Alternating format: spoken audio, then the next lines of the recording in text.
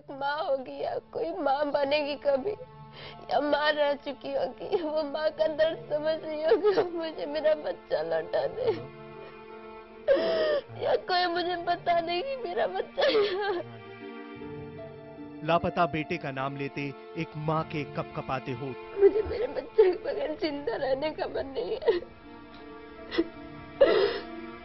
लगते जिगर को न खोज पाने की एक पिता की बेबसी। माँ की आंखों से लगातार बहते आंसू। पता नहीं क्या कर रहा है मेरे बेटा, बाबू किसी ने दूध पिलाएगी। लापरवाह पुलिस के लिए एक पिता का गुस्सा। पिछले 12 दिनों से एक माँ बाप की यही पहचान है। नोएडा से लापता 1.5 साल के मासूम अभिनव का अब तक कोई अता पता नहीं। 7 दिन के बाद दिल्ली की जानवी तो मिल गई, लेकिन कहां है 1.5 साल का मासूम अभिनव? मासूम बच्चों के लिए लगातार लापतागंज क्यों बनता जा रहा है दिल्ली एनसीआर? IBN 7 लगातार चला रहा है मुहिम लापता बच्चों की तलाश के लिए। मुहिम में आप हमारे साथ रहिए।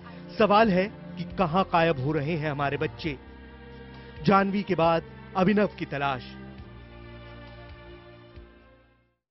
बड़ा सवाल, क्यों लापतागंज बनता जा रहा है दिल्ली और एनसीआर, और आज का मुद्दा यही है। तमाम खास मेहमान हमारे साथ होंगे, लेकिन दिल्ली की जानवी खुशनसीब थी कि अपने घर लौट आई, लेकिन नोएडा के बिशनपुरा गांव के रहने वाले 1.5 साल के अभिनव को लापता हुए पूरे 12 दिन बीत चुके हैं, लेकिन अभी तक पुलिस मासूम अभिनव के बारे में कुछ भी पता नहीं लगा पाई है। जैसे जैसे समय बीत रहा है, अनहोनी की आशंका से अभिनव की मां का दिल बैठा जा रहा है। पुलिस के रवैये पर भी सवाल उठने लगे हैं। मां बाप का आरोप है कि नोएडा पुलिस ने मासूम को तलाशने में लापरवाही बरती है और समय पर सहयोग नहीं किया है। मीडिया और सोशल मीडिया पर अभिनव के लिए मुहिम चलाने के बाद नोएडा पुलिस भी सक्रिय होती नजर आ रही है, और आज का मुद्दा हमारा यही है। इसी पर हम करेंगे हमारे तमाम खास मेहमानों से बात, लेकिन पहले आपको सुनवाते हैं मासूम अभिनव की मां और उनके पिता की दुख भरी दास्तान। और अपनी टीवी स्क्रीन पर हम आपको दिखाते हैं अभिनव, इस नन्हे मासूम की ये प्यारी सी तस्वीर, और ये बच्चा जिसके लिए यहाँ पे सब कुछ होता है, माँ का आंचल, लेकिन आज माँ और यहीं पर अभिनव के पिता आलोक हमारे साथ हैं, लेकिन इनके साथ इनका बेटा अभिनव नहीं है। प्रियंका, मैं समझ सकती हूँ आपके दर्द को, और जाहिर तौर पे क्या बीतती होगी उस माँ पर जो ये सोचती होगी मैं तो खाना खा रही हूँ, लेकिन मेरे बच्चे के गले से एक निवाला भी निकला कि नहीं। और इसी दर्द के साथ रोज 11 दिन से ये इसी आस में बैठे हैं, इसी उम्मीद में है कि शायद इनका अभिनव इनको मिल जाए। आलोक, मैं आप पर आती हूँ क्योंकि प्रियंका भी नहीं बात कर पा रही हैं, लेकिन क्या हुआ उस वक्त, कैसे अभिनव आपकी आंखों के सामने से? 9 दिन का तब थे, 26 सितंबर की घटना है। 26 सितंबर को दिन के करीब 12 बजे मैं अपने घर से फल फूल लेने के लिए बाहर निकला। पूजा करने के बाद बच्चा भी वहीं पे था, वो खेल रहा था। मेरे पीछे पीछे थोड़ी दूर आया गेट तक, क्योंकि हर बार मैं बाहर जाता था, ऑफिस जाता था, तो पीछे पीछे वो आता था, रोता था थोड़ा। ये वहाँ से देख रही थी, इसने उस बच्चे को गोद में उठाया, उसके बाद चुप करा के वहीं पे फिर बोला कि चुप हो गया। तब तक मदारी वगैरह खेल दिखाने आया था, वहाँ सारे बच्चे इकट्ठा थे। मैं उधर देखा कि वो इसने गोद में उठा लिया है। फिर मैं गया सामान लेके, 10-15 मिनट में ही मैं वापस आ गया। 11:44 पे मैं निकला था घर से, 12 बजे करीब मैं वापस आ गया। तो इसने बताया कि मेरा बच्चा जो है गुम हो चुका है। मैंने कहा क्या बात कर रही है, ऐसे तो अभी तो यहीं था। तो कहीं हाँ अभी तो यही था। मैं अंदर कपड़े लेने गई, उसके बाद जो है बाहर आई तो गायब हो गई। कम से कम 1 मिनट का समय लगा हुआ। उसके बाद हम लोग पागलों की तरह जो ढूंढने लगे, पूरा बिशनपुरा को छान मारा वहाँ पे, लेकिन बच्चा कहीं नहीं मिला।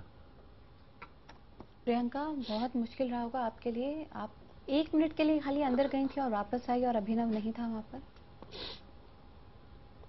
मैं कपड़े लेने अंदर गई, कपड़े लेके बाहर आए तो मेरा बेटा वहाँ पे नहीं था। मैं समझ सकती हूँ आपका दर्द। एक माँ के लिए किस तरह से एक एक पल बिताना काफी मुश्किल होता होगा, लेकिन आसपास वहाँ पे लोग काफी थे। जब आपने बताया जैसा कि आलोक मदारी का खेल जब देख रहे थे वहाँ पे बच्चे, प्रियंका क्या कोई वहाँ पे था नहीं जिसकी नजर पड़ी हो कि अभिनव को कोई उठा के लेके जा रहा है, या वो वहाँ पे नहीं है? क्योंकि 1.5 साल का बच्चा खुद तो कहीं जाएगा नहीं। जी ऐसा हम अभी 3 महीने से सिर्फ यहाँ 21 जुलाई से रहने के लिए आए थे। हमारा किसी से झगड़ा विवाद कुछ भी नहीं था। हम बस तीनों खुद में ही खुश थे हमारा किसी से कुछ लेना देना नहीं था, ना तो किसी से कोई बातचीत, ना तो कुछ झगड़ा। फिर हमें न तो ऐसा कभी कुछ होता था, हमें कोई किसी पे कुछ शक नहीं था। फिर मेरा बाबू ऐसा निकल भी जाता था कभी कभी, तो मैं सोचती थी फिर जैसे रोज आ जाता है, मैं सोची मैं जाऊंगी और फिर उसके डैडी आ जाएंगे तो हम लोग साथ अंदर खुशी खुशी जाएंगे। लेकिन जब बाहर मैं कपड़े लेके निकली तो वो वहां भी नहीं था।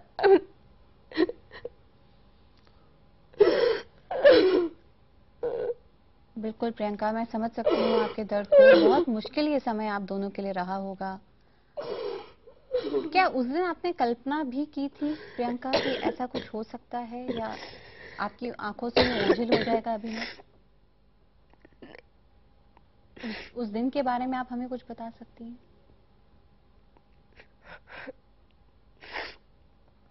जी, हम लोग उस दिन नवरात्रि का दिन दूसरा दिन था, हम लोग व्रत थे और हम लोग नहा धो की पूजा कर रहे थे हम लोग। फिर बाबू ऐसे मतलब कपड़े भी नहीं पहना था, बैठा था हमारे साथ प्रसाद के चक्कर में। जब मैं जब भी पूजा करती थी वो मेरे आगे पीछे घूमता रहता था प्रसाद के चक्कर में। और फिर प्रसाद, मैं उस दिन तो उस बेचारे को प्रसाद रखी थी, प्रसाद भी नहीं खा पाया था, वो प्रसाद भी वहां पे पड़ा हुआ था। फिर वो मेरे हस्बैंड निकले फल लेने के लिए, उनको ऑफिस जाने के लिए लेट हो रहा था, वो जल्दी में थे, वो निकल गए। और वो फिर उनको देख के गेट तक आया, गेट पे जाके लेट गया।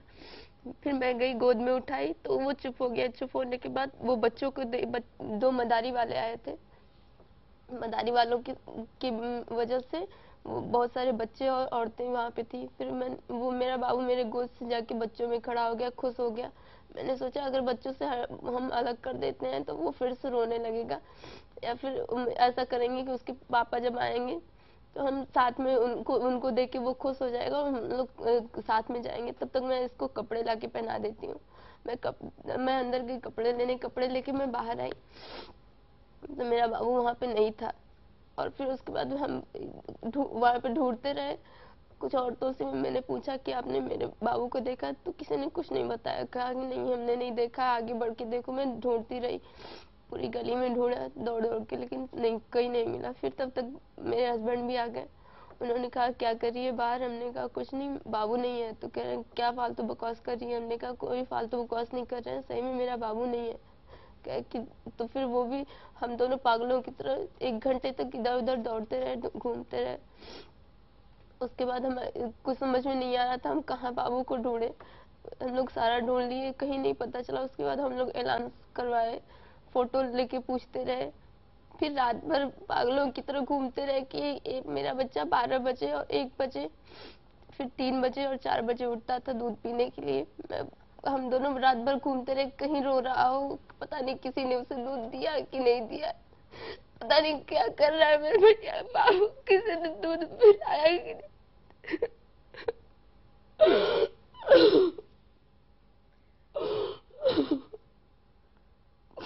बिल्कुल प्रियंका, इससे बड़ा दर्द तो कोई हो ही नहीं सकता कि आपको पता है कि आपका बच्चा है, लेकिन कहाँ है, किस हालत में है। आप जब खाती पीती होंगी तो शायद यही आपके मन में सवाल उठते होंगे कि पता नहीं मेरे बच्चे के हलक से, उसके गले से कोई निवाला उतरा भी है कि नहीं उतरा है। 9 दिन हो गए, तो 9 दिन तो हम लोगों ने व्रत ही रखा था, कुछ खाया पिया नहीं। उसके बाद हमने जबरदस्ती इसको खिलाना पिलाना शुरू किया तो खा तो रहा ही नहीं है। लेकिन जब भी कोई निवाला मुंह मिले वो बिल्कुल आके पास में ऐसे खड़ा हो जाता था, पहले मुझे खिलाओ, दे दे, ऐसे करता था। तो जब भी हम कुछ खाने पीने का भी इसको कोशिश कर रहे हैं तो वही याद आ रहा है कि अगल बगल वही पास में आके जैसे खड़ा हो जा रहा है। आपके लिए भी आलोक बहुत मुश्किल रहा होगा जी, जब ऑफिस से आते होंगे तो जी। अभिनव आपका इंतजार करता रात में हुआ। जब भी मैं आता था मेरे पास आके खड़ा हो जाता था, जो खाना पीना बन रहा होता था मेरे साथ ही खाता था, ये खिलाती थी, खाता भी नहीं था।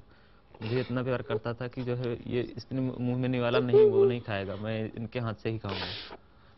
इतना मतलब उस दिन भी काफी खेल रहा था मेरे साथ। मुझे क्या पता था कि ऐसा हंसते खेलते परिवार को किसी की नजर लग जाएगी।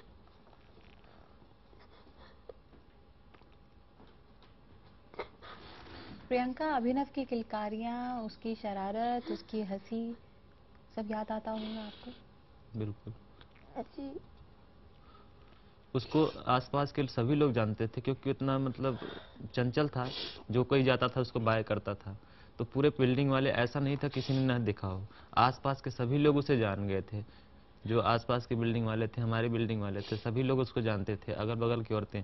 तो ऐसा कहना हो सकता है, अगर वो लोग सहयोग करें, कुछ उनको सुराग मिला हो, कहीं देखा हो उन्होंने, अगर वो ढंग से बता दें, अगर आसपास और पुलिस वालों ने आसपास, जब मैंने 2-3 बार कहा कि आसपास आप पूछ लो, अच्छा से पता कर लो, तब भी उन्होंने बता नहीं पाया कि कैसे करना है, क्या करना है। हमें पता नहीं है कैसे करना होता है, लेकिन 1-2 लोगों को मैंने बताया कि इनसे भी पूछ लो, क्योंकि वो प्रेस वगैरह कर रही थी, कपड़े, एक औरत थी, मैंने कहा इनसे पूछ लो। फिर उन्होंने थोड़ा बहुत पूछताछ की, उसके बाद उन्हें कुछ रिजल्ट नहीं समझ में आया, फिर वो लोग चले गए।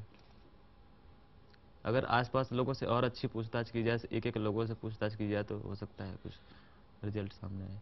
अभी आप लोगों के जो है मीडिया के सहयोग से कई जगह से फ़ोन नंबर आ रहे हैं, पटना से, कई जगह से, जहाँ जहाँ बच्चे को कोई लोग देखते हैं, मतलब छोटा बच्चा देखते हैं, वो लोगों के फ़ोन आ रहा है मेरे पास। तो हम लोग तुरंत उसमें इंटरनेट से जो है सर्च करके जो थाने का नंबर और पुलिस को भी सूचना दे रहे हैं कि ऐसे ऐसे कहीं पे है, अगर बच्चा तो कहीं पे बता दीजिए, जो भी है। तो ये मीडिया के सहयोग से ऐसा हो रहा है। अब प्रशासन भी सहयोग में आ गई है, क्योंकि अब वो देख रहे हैं कि हमारा जो है दर्द जो बढ़ता जा रहा है, 12 दिन हो गए लेकिन बच्चा नहीं मिला है।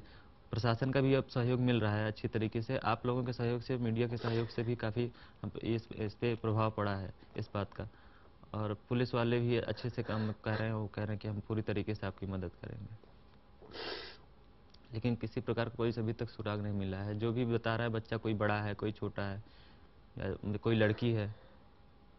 कोई कल फोन आया तो एक बोली कि एक लड़की है वहाँ पे कहीं पे मेरे घर में घुस गई, लड़का है कोई घुस गया है। तो फिर फ़ोन किया तो थोड़ा बड़ा था वो, उसकी एज ज़्यादा थी, 3-4 साल का। तो इस प्रकार से लोग बता रहे हैं, जो कि एक लड़की आ गई तो फिर उसको जो है इसी तरीके से जो उसको 1098 पे कॉल करके उसको बताया गया कि महिला जो चाइल्ड हेल्पलाइन जो भी होती है, उसको वहाँ दिया गया है। प्रियंका, मुझे बताइए, एक माँ होने के नाते कितनी मुश्किल आपके दिन बीतते हैं, कितना मुश्किल है आपके लिए रात बिताना, कैसे गुजरते हैं आपके ये दिन? 11 दिन हो गए आपने अभिनव को देखा नहीं है।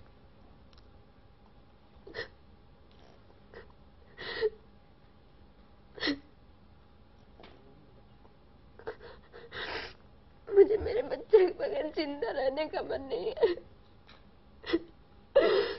मैं तो भगवान से बस यही दुआ करती हूँ, अगर तुमने मेरे बच्चे को मुझसे छीन लिया तो मुझे भी उठा ले दुनिया से, मुझे जीने की इच्छा नहीं है।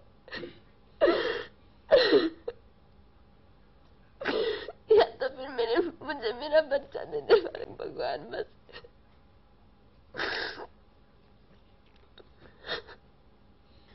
बिल्कुल प्रियंका, मैं समझ सकती हूँ कि एक माँ का दर्द क्या होता है। आप धैर्य रखिए। हमारी पूरी कोशिश है, हमारी टीम की IBM-7 पे यहाँ पे पूरी कोशिश है कि आपका बेटा आपको जल्द मिले। ये कितना मुश्किल पल है आपके लिए, हम समझ सकते हैं। हम आपके साथ हैं और भगवान करे कि आपका भरोसा जीते, आपकी उम्मीद जीते और आपका बेटा आपको जल्द मिले। पानी पीजिए प्रियंका।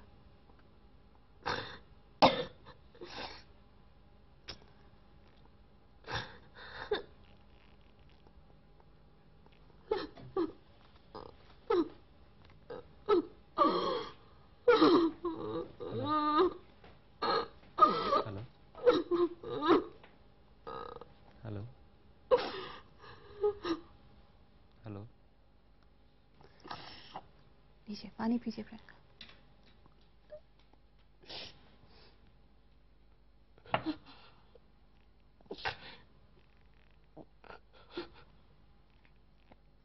बहुत बहुत मुश्किल होगा आपके लिए, नहीं काफी मुश्किल रहता होगा। एक एक पल भी बिताना आपके लिए, दिन रात नहीं बल्कि एक एक पल कि आपका बच्चा आपके साथ नहीं है, कितना मुश्किल रहता होगा आपके लिए। रातों में ऐसा लगता है कहीं से मेरा बच्चा कोई छोड़ के चला जाए। मैं बार बार दौड़ के गेट पे जाती हूँ, गाड़ी गेट से बाहर देखती हूँ कहीं मेरा बच्चा कोई छोड़ के गया है। कोई भी बच्चा रोता है, मैं दौड़ के बाहर देखती हूँ, शायद मेरा बाबू आ गया। रात को अगर जैसे कुत्ते वगैरह भी भौंकने लगते हैं कि लगता है कि कहीं बच्चा रोने की आवाज़ आई, सब भाग के अंदर से बाहर आते हैं कि कहीं कहीं बच्चा को लगता है किसी ने छोड़ दिया, किसी को कुछ दया आ गई हो। कहीं बच्चा छोड़ दिया हो। रात में हम लोगों सब लोग अगर पास पास वालों को बोला है कि हो सकता है किसी भाई को दया जिसके पास हो, दया खा के रहम खा के उसको बच्चे को दे दे। नहीं, हम लोग आपके साथ हैं। IBN 7 की पूरी कोशिश है, आप हमारे साथ हैं। हम यही चाहते हैं कि आपकी आवाज़ हर एक उस कान तक जाए, हर उस जगह तक, उस शख्स तक जाए जो कि इस माँ का, इस बाप का दर्द देख रहा हो, जो कि अभिनव की यहाँ पे तलाश में, उसकी उम्मीद में बैठे हैं कि शायद अपने कलेजे के टुकड़े को अपने गले से लगा सकें। और IBN 7 आपके साथ खड़ा है इस दुख की घड़ी में। हम बिल्कुल आपके साथ हैं। हमारी हर मुमकिन कोशिश है, यहाँ पे हर कोशिश है कि आपके बच्चा जल्द से जल्द आपके पास आए। और यहाँ पर फिलहाल हम खुद यहाँ पे, हमारे पास अल्फाज नहीं हैं कि कैसे अपील करें, लेकिन बस यही कोशिश है। यहाँ पे जो कोई भी देख रहा हो, बस उससे यही हमारी अपील है कि अगर आपने अभिनव को कहीं भी देखा है, अगर आपने उस छोटे से मासूम से बच्चे को, 1.5 साल के बच्चे को कहीं भी देखा है, तो जरूर उसकी सूचना हमें दीजिए, IBN 7 को दीजिए, अभिनव के माँ बाप को दीजिए। लगातार हमारे नंबर जो हैं वो हम स्क्रॉल कर रहे हैं टीवी स्क्रीन पर, और हमारी कोशिश यही है कि इन माँ बाप को, जो कि आप देख सकते हैं किस तरह से इन आंसुओं में डूबे हुए हैं, गम में डूबे हुए हैं, इन तक इनका बेटा अभिनव पहुंच सके। IBN 7 की ये लगातार कोशिश है, और आप हमारे साथ, हमारे हाथों को और मजबूत करिए अभिनव को ढूंढने के लिए।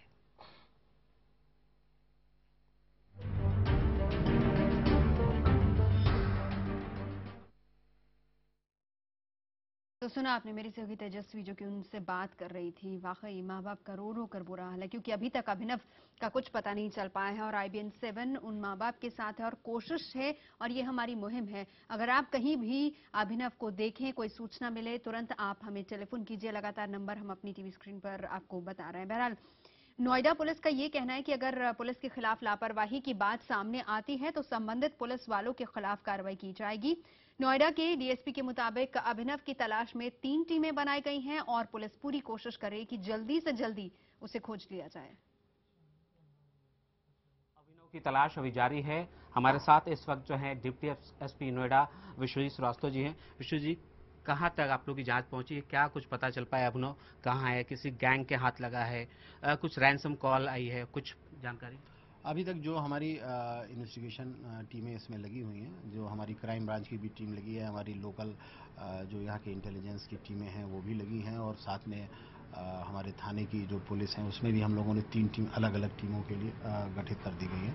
जो अभी तक बातें निकल के आई हैं उसमें अभी इस तरह की कोई लीड नहीं मिल पाई कि मैं ये बता सकूं कि पर्टिकुलर इस वजह से ये लड़का गायब है। लेकिन हम लोग प्रयास कर रहे हैं, और हम लोगों ने बहुत सारे पोस्टर छपवाए हैं, बहुत से और खासतौर से टैक्सी, बस स्टैंड और इस पे गुमशुदा की उसमें, और जो भी हम लोगों ने नेट पे, जो हम लोगों की पुलिस की साइट्स होती हैं, उन सब पे इन पे डाला है। और जहाँ जहाँ भी हम लोग को इस तरह की इन्फॉर्मेशन मिल रही है, हम लोग जो शेल्टर होम्स हैं उन सब में हम लोग तलाश कर रहे हैं, और उम्मीद है कि जल्दी ही हम लोग इस बच्चे को। परिवार वाले एक बात कह रहे थे कि जिस वक्त गायब हुआ है बच्चा, उस समय घर के पास कोई मदारी वाला मौजूद था। क्या आप लोग उसकी भी तलाश कर रहे हैं? क्या उस तक पहुंचने की कोशिश है कि कहीं उसकी इन्वॉल्वमेंट तो नहीं? घर जब बच्चा गायब हुआ था तब भी तब मदारी वाले वहाँ बंदर दिखाने आए थे, ये बात बिल्कुल सही है। लेकिन बच्चे गायब होने के काफ़ी देर बाद भी वो लोग वहीं पर थे, ये बात खुद बच्चे के पिता आलोक ने मुझे बताई। और पुलिस भी जब वहाँ गई तो वो ये बात लोगों ने बताई कि साहब वो बच्चा जब ढूंढा जा रहा था आस पड़ोस में, तब भी वो लोग वहीं थे। तो इस वजह से सीधा शक उनकी तरफ अभी नहीं जाता। एक चीज और, क्या अभी कुछ ऐसा आप लोग करने जा रहे हैं कि बाकी जगहों पे सुप्रीम कोर्ट की वो भी गाइडलाइन है कि हर पुलिस स्टेशन पे एक स्पेशल पुलिस ऑफिसर होगा जो मिसिंग केस को देखेगा, उसको लेके कुछ आप लोग अभियान या कुछ ऐसा करने जा रहे हैं? ये हमारे यहाँ नोएडा के सभी थानों पर पहले से ही ये किया जा चुका है। हर जगह एक जो है वो ऑफिसर है जो कम से कम SSI रैंक का है, और जिसकी तैनाती स्पेशली इसी बात के लिए की भी गई है, और उसको सारे कानूनों के बारे में या जो भी चीज़ें हैं उसके लिए अलग से ट्रेनिंग भी दी जा रही है। इसके अलावा हमारे SSP साहब ने यहाँ पर 2-3 टीमें, 3 टीमें शहर में और 3 टीमें देहात के लिए, गुमशुदा बच्चों के लिए बना रखी हैं, जिनके लिए एक अलग से वाहन है और उनके पास कुछ फोर्स है, और जिनका विशेष रूप से यही काम हुआ कि बाहर के जनपद के जो बच्चे हैं यहाँ दिखाई पड़ते हैं गायब, या हमारे बच्चे जो बाहर हैं, उन सब के बारे में हम लोग एक अभियान तरीके से इस तरह से काम करेंगे कि उनको की बरामदगी हो सके और बच्चे अपने पेरेंट्स के पास जा सकें। तो चलिए, अभिनव की तलाश में IBN 7 भी लगा हुआ है, पुलिस भी लगी, और उम्मीद हमें यही है कि जल्दी से जल्दी अभिनव में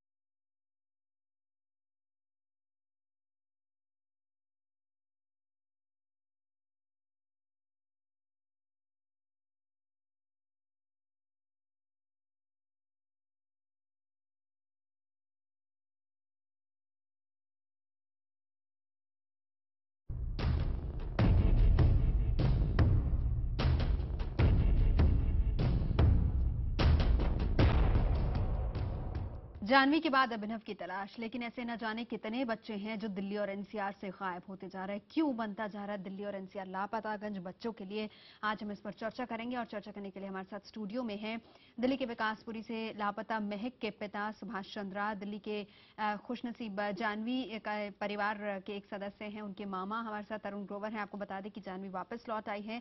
चंडीगढ़ से सलाम जिंदगी के संस्थापक अमरिंदर सिंह हमारे साथ रहेंगे। हापुड़ का एक और खुशनसीब शर्मा परिवार है जिनका बेटा वंश कल खो गया था, लेकिन उसके बाद वो सही सलामत मिल गया। खुद वंश हमारे साथ हैं। इसके अलावा हम आपको बता दें कि कोलकाता से अभिनेत्री ऋतुपर्णो हमारे साथ है। मैं सबसे पहले सुभाष चंद्रा जी आप ही के पास आऊंगी। बहुत मुश्किल होता और आपने तो कई जगह अप्रोच किया, पुलिस के पास गए और बहुत जगह पे आपने गुहार भी लगाई, लेकिन अभी तक महक का पता नहीं चल पाया है। नहीं मैम, अब तक कोई पता नहीं चला है कहीं भी। कहाँ कहाँ गए आप? मैं कई सारे एनजीओ में गया हूँ। मैं कमिश्नर को लेटर लिखे हैं, शीला दीक्षित जी को जो लिखा था वहाँ पे जब चीफ मिनिस्टर थी, प्राइम मिनिस्टर को लिखा, सोनिया गांधी जी को लिखा, होम मिनिस्टर को लिखा। नहीं, लोकल जो पुलिस है, देखिए लोकल पुलिस ने क्या आपकी कोई एफआईआर दर्ज की? लोकल पुलिस ने कोई मदद करने की कोशिश की? यहाँ पर हम साथ ही साथ दर्शकों को ये भी बता दें कि इनका ये कहना है कि जो बच्ची है वो ठीक ठाक है, लेकिन क्योंकि इनका ये सेपरेट हो चुके हैं अपनी वाइफ से और वो बच्ची इनकी वाइफ के पास ही है, लेकिन वो बता नहीं रहे हैं। ये भी एक एंगल है इसमें। सुभाष जी थोड़ा सा क्लियर कीजिए। जी मैम, मुझे हरेसमेंट करने के लिए मैम शायद वो उठाया गई है, क्योंकि मेरे पास एक बच्चे का लेटर था, उसी का वही बेस है मेरे पास, और कुछ नहीं है। मैं तो था नहीं यहाँ पे, क्योंकि मेरी मिसेज ने मेरे ऊपर एक केस डाला हुआ था। मैं उसी के सिलसिले में पानीपत गया हुआ था। मेरे पीछे से उठाई गई बच्ची।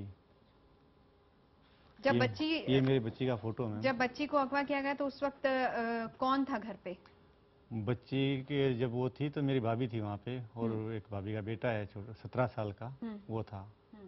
वो 10वीं में पढ़ता था, गुड़िया पहली में पढ़ती थी। वो 7:30 बजे निकलता था लड़का, और गुड़िया भी 7:30 बजे निकलती थी, और भाभी जी भी 7:30 बजे निकलती थी। 2-4 मिनट का फर्क होता था, वो आगे पीछे निकल जाते थे। जब मैं होता था तो मैं छोड़ के आता था गुड़िया को, मैं लेके आता था। परंतु जब मैं नहीं आता था वो अकेले भी चली जाती थी। मुश्किल से 5 मिनट का रास्ता था स्कूल का और घर का, पैदल चलने का। कहीं गलियों में जब भी कोई रोड क्रॉस नहीं करना था, कोई कुछ नहीं करना था। और अड़ोसी पड़ोसी के बच्चे बहुत जाते थे स्कूल में। तो जब आप पहुंचे आपको किसने बताया कि बच्ची गायब हो गई है? वहाँ जो बेटा है भाई का, उसने फ़ोन किया अपनी मम्मी को। उसकी मम्मी का फ़ोन आया मेरे पास कि ऐसा ऐसा बच्चा नहीं आया है। तो तब मैंने फिर फ़ोन किया दिल्ली। मैं कहा देखो इधर उधर ढूंढ लो, शायद ऊपर खेल, जो सर्दियों के दिन थे, परंतु ना नीचे थी ना ऊपर थी, ना उसका बैग मिला। फिर तो उसी वक्त में वहाँ से चल पड़ा।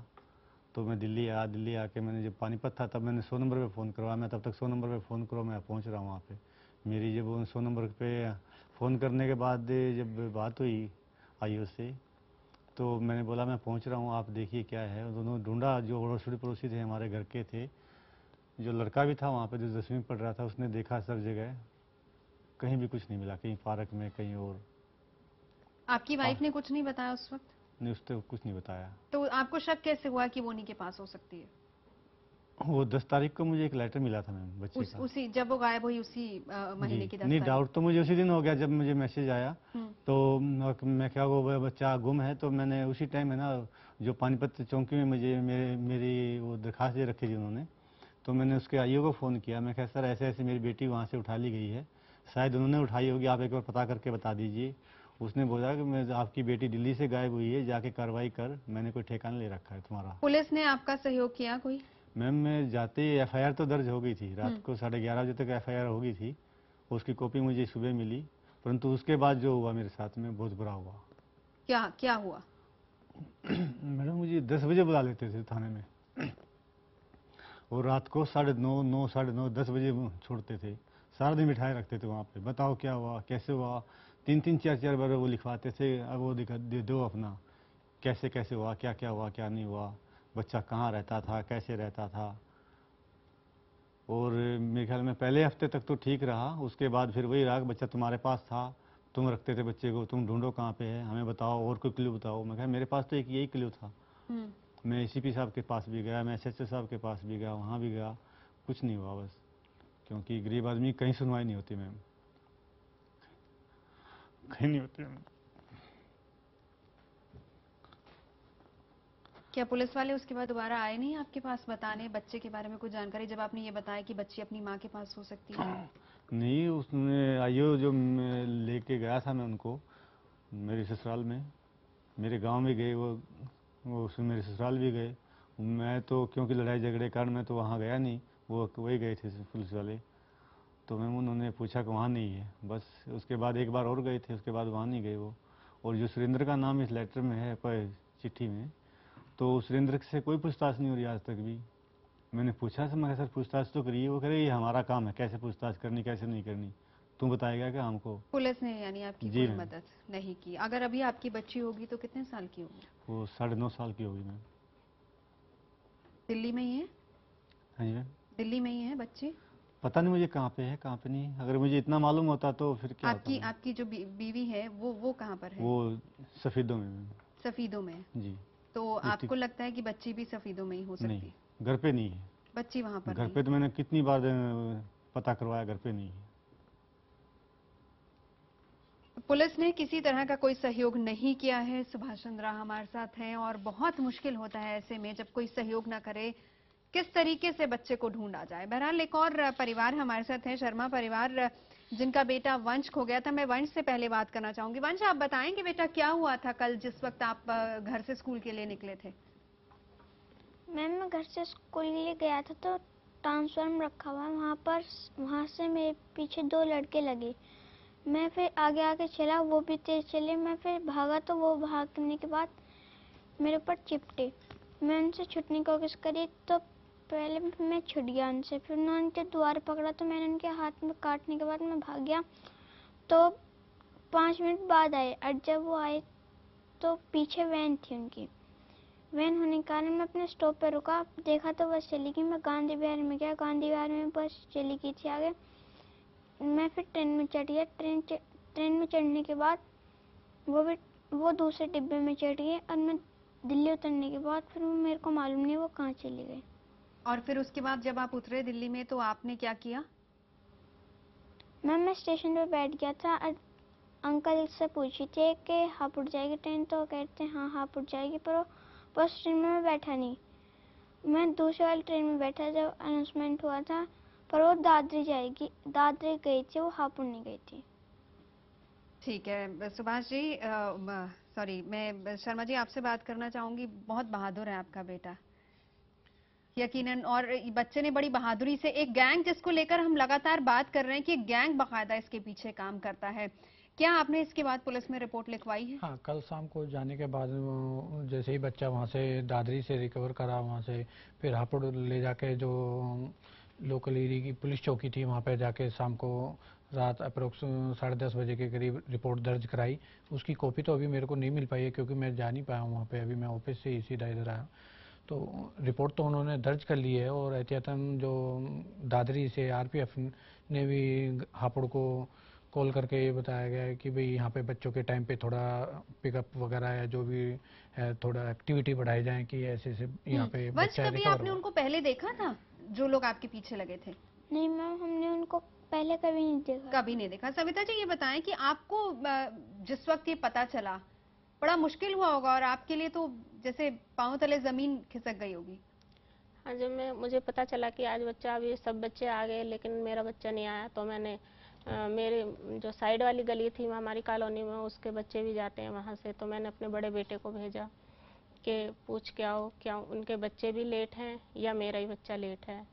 तो उसने आके बताया कि मम्मी वो तो आ चुके, 10 मिनट हो गई।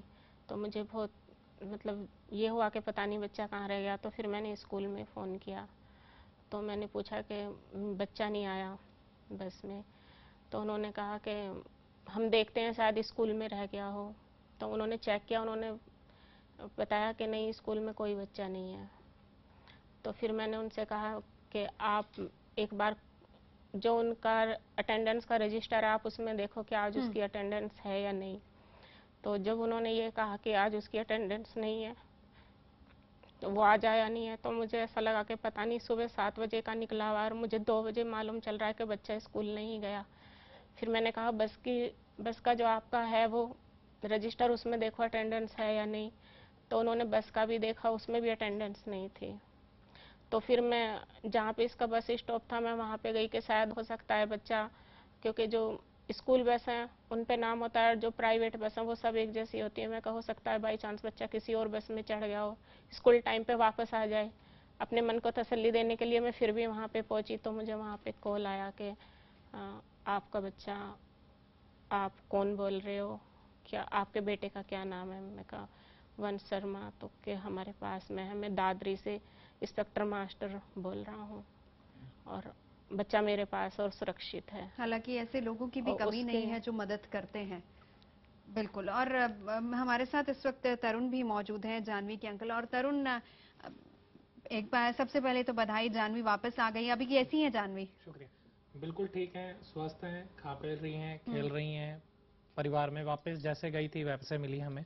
ठीक है तरुण, मैं दर्शकों को यहाँ पर यह भी बता दूं कि तरुण ने बकायदा एक कैंपेन चलाया था जानवी के लिए, और ये शायद आपके कैंपेन का ही एक नतीजा है कि जानवी आज है। और मुझे लगता है बहुत अलग और अनोखे तरीके से जिस तरह के कैंपेन की बात हम करते हैं कि अगर मिसिंग है कोई उसको लेकर चलाने चाहिए, तो इसी तरह का एक कैंपेन और एक मिसाल एक तरीके से कायम किया। जरा दर्शकों को आप बताएंगे किस तरीके से अगर कोई बच्चा खो जाता है कैंपेन चलाया जाए ताकि ज्यादा से ज्यादा लोग उसके साथ जुड़ सकें और बच्चे का जल्दी से जल्दी पता चल सके। जी नवजोत, देखिए एक कलेक्टिव एफर्ट पूरे परिवार को साथ जोड़ता है।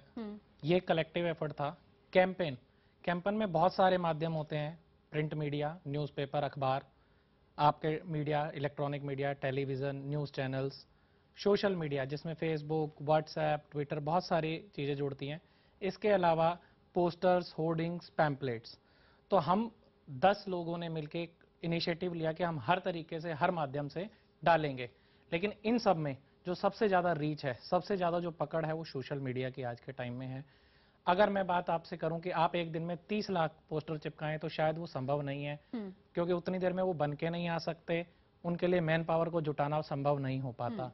परंतु अगर आपने एक अच्छे आदमी को रिक्वेस्ट किया, किरण बेदी जी ने एक शो पे खुद से बोला कि मैंने तरुण की रिक्वेस्ट ली और उसको अपने पे ट्वीट किया, आज उनको 30 लाख लोग फॉलो करते हैं। तो मेरी जो सूचना 30 लाख लोगों तक 1 सेकंड में पहुंची। हमारे साथ यहाँ सलाम जिंदगी के अमरिंदर जी हैं। अमरिंदर जी ने एक इवेंट क्रिएट किया कि हम बच्चे को बचाने के लिए एक साथ जुट हों, आगे बढ़ें। इवन इससे मुझे कंसेप्ट आया कि फेसबुक में एडवर्टाइजमेंट चलती है साथ में, क्यों ना अमरिंदर जी की रीच पहुंचेगी उन लोगों तक जो सिर्फ साथ जुड़े हुए हैं या जिनको हम आमंत्रित करेंगे, इनवाइट करेंगे। हमारे साथ हम बात करेंगे, अमरिंदर आपके पास भी आते हैं जी। तो वहां से मैंने, जैसे फेसबुक पे आप एडवर्टाइजमेंट देखते हैं, साइड में आती हैं, वहां से हमने एक पेड प्रमोशन मिसिंग जानवी के नाम से, ब्रिंग बैक जानवी के नाम से वहां पेड प्रमोशन शुरू करी, जिससे हमारी पहुंच लगभग आज तक 76,000 लोगों तक पहुंच चुकी है। और यही शायद क्योंकि जो लोग अपहरण करते हैं उनके मन में कहीं ना कहीं डर भी बैठा होगा कि अगर वो पकड़े गए तो उसके बाद क्या होगा। और मेरे ख्याल से ये एक बड़ा रीजन रहा कि जानवी को वहां पर फ्लाईओवर के नीचे छोड़कर वो लोग चले गए। अमरिंदर हमारे साथ हैं। अमरिंदर, बड़ा अच्छा तरीका तरुण बता तो रहे हैं, लेकिन मेरे साथ इस वक्त सुभाष जी भी बैठे हैं।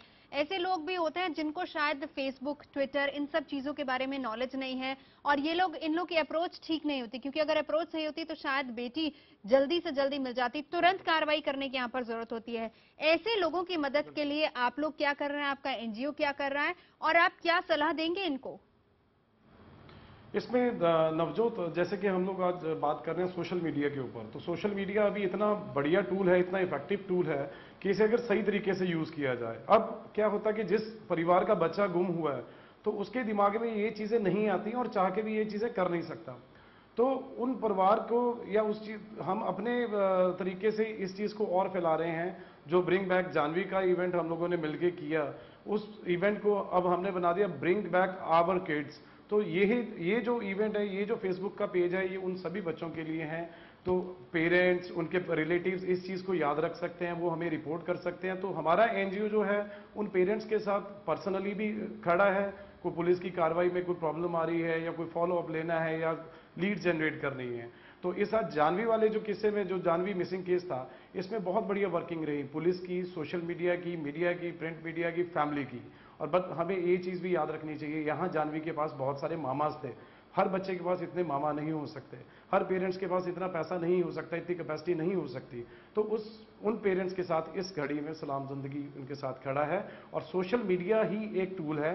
सोशल मीडिया सलाम जिंदगी के लिए बहुत एक पुरानी मुहिम चल रही है कि जो भी हमारी इवेंट्स हैं या जो भी हम प्रोग्राम्स करते हैं वो सोशल मीडिया के थ्रू करते हैं।